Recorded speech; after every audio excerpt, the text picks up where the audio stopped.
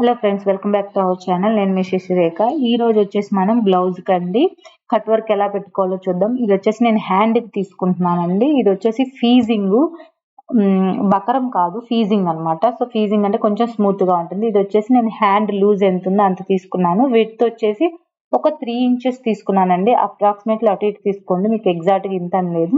So first అయితే ఒక stitch వార మనకి ఒక స్టిచ్ వార ఎంత అవసరం అవుతుందో అంత ఒక లైన్ కొట్టుకోండి. ఆ లైన్ నుంచి ఒక 1 ఇంచ్ మళ్ళీ లైన్ కొట్టుకోండి. ఇదేంటంటే మనం కట్ వర్క్ కి ఎడ్జెస్ పక్కకు పోకుండా నీట్ గా ఒకే ప్యాటర్న్ లో రావడం కోసమని ఈ లైన్స్ అన్నమాట. సో ఇప్పుడు ఆ ఫీజింగ్ ని మిడిల్ కి ఫోల్డ్ చేసుకోండి. ఇప్పుడు మీరు కట్ వర్క్ కోసం ఇట్లా ఏదైనా ఒక క్యాప్ తీసుకోండి. మీకు కట్ వర్క్ ఏ సైజ్ కావాలో ఆ సైజ్ కు తగ్గట్టు క్యాప్ తీసుకోండి. ఏదైనా ఒక బాటిల్ క్యాప్ కానీ లేదా కాయిన్ కానీ ఏదైనా రౌండ్ గా ఉన్న షేప్ తీసుకోండి.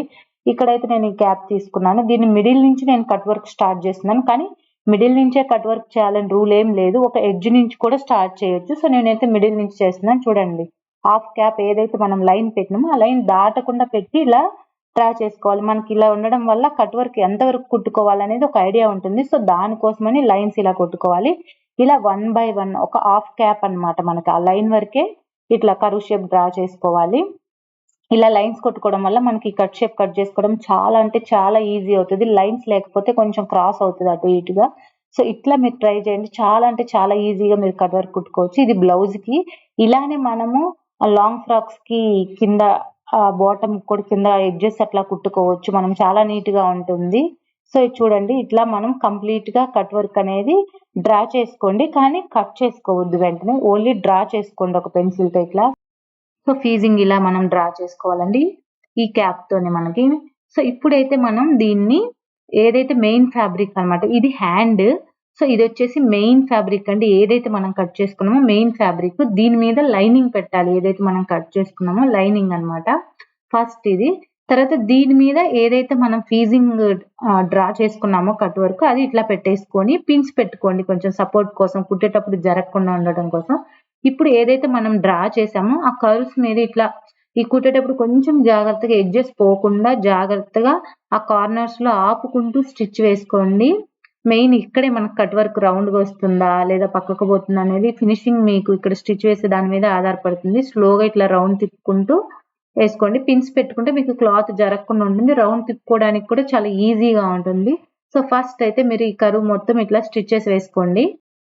సో మనం ఇలా కట్ వర్క్ కుట్టుకోవడం చాలా ఈజీ అండి. మనకు రాదేమో అని భయపడిన అసలు అవసరం అయితే అస్సలే లేదు. చాలా అంటే చాలా ఈజీగా కుట్టుకోవచ్చు. మీరు చూస్తున్నారు కదా, సింపుల్ గా ఈ ట్రిక్స్ ఫాలో అవుతూ ట్రై చేయండి, తప్పకుండా వస్తుంది. సో ఇట్లా మనకి ఈ స్టిచ్ వేయడం కంప్లీట్ అయిపోయిన తర్వాత మనం ఇప్పుడు ఇలా ఈ షేప్ లోనే దాని అమ్మటి ఇలా కట్ చేసుకోవాలి. ఎక్స్ట్రా ఉన్న ఫ్యాబ్రిక్ అంతా ఒక చిన్న కుట్టువార మాత్రమే ఉంచుకోవాలి. ఎంత ఎక్కువ మనకి క్లాత్ మిగిలితే మనకి తిప్పేసినప్పుడు అంత ఫినిషింగ్ నీట్ గా రాదు. సో నీట్ గా ఫస్ట్ ఆఫ్ ఆల్ అయితే కట్ చేసుకోండి.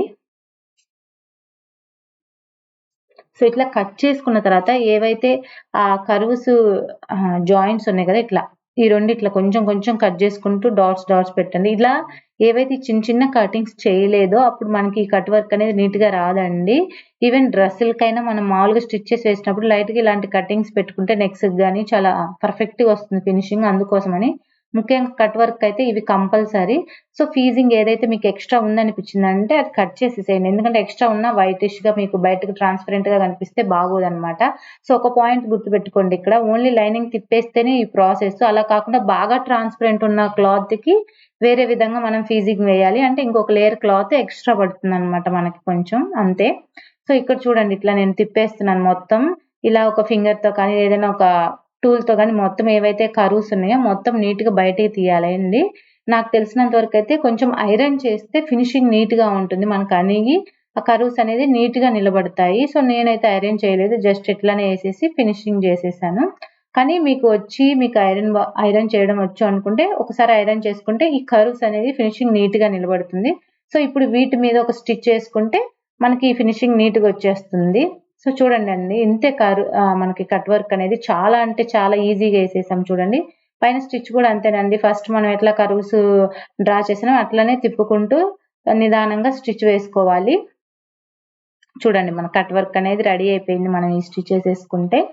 సో ఇట్లా చాలా అంటే చాలా ఈజీగా మన బ్లౌజెస్ కానీ, డ్రెసెస్ కానీ ఈ మధ్య నెక్‌లకి కానీ బాగా ట్రెండింగ్‌లో ఉంది కదా! మనకి కట్ వర్క్ చూడండి ఎంత వచ్చిందో సింపుల్‌గా. సో ఇలానే మనం హ్యాండ్స్‌కి, నెక్స్‌కి, డ్రెసెస్‌కి దేనికైనా కుట్టుకోవచ్చు. ఐ హోప్ మీరు కూడా ట్రై చేయండి. ఎలా వచ్చిందో నాకు కూడా తెలియజేయండి. మరొక మంచి వీడియోతో మీ